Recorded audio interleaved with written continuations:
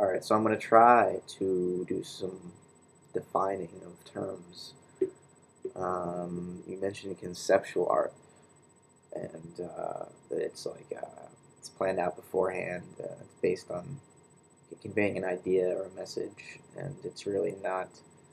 There's nothing aesthetic about it, so there's no real subjective artistic creativity involved because you don't have to pay attention to aesthetics. So I was thinking we could call everything that's not conceptual art aesthetic art, or at least the kind of art that you have to have some skill to accomplish. Um, is it, in the case of conceptual art, it seems more like we're building machines or designing plans to build machines than we are creating something. And I think maybe there's something we can get out of this distinction between a machine and an organism. A machine being more of a representative of conceptual art, and an organism being more of a representation of aesthetic art. So I think the comparison between a machine and conceptual art is pretty clear. So I'm going to try to say why I think aesthetic art is more like an organism.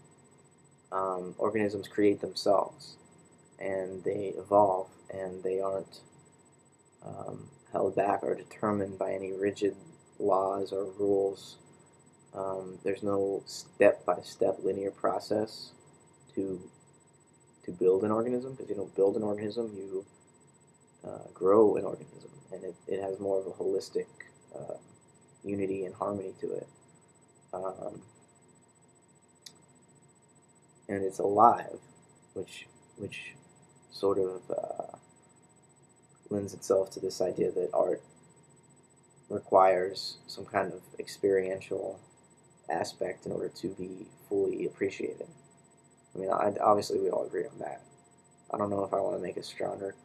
I just think experience has something important to do with art, with any piece of art, especially aesthetic art. Um, yeah, I just wanted to throw that conceptual aesthetic distinction in there, with, and the organism machine distinction to see if that helps us to start parsing some terms and defining what we're trying to say a little bit more responsibly and less artistically. So, yeah, that's it for now.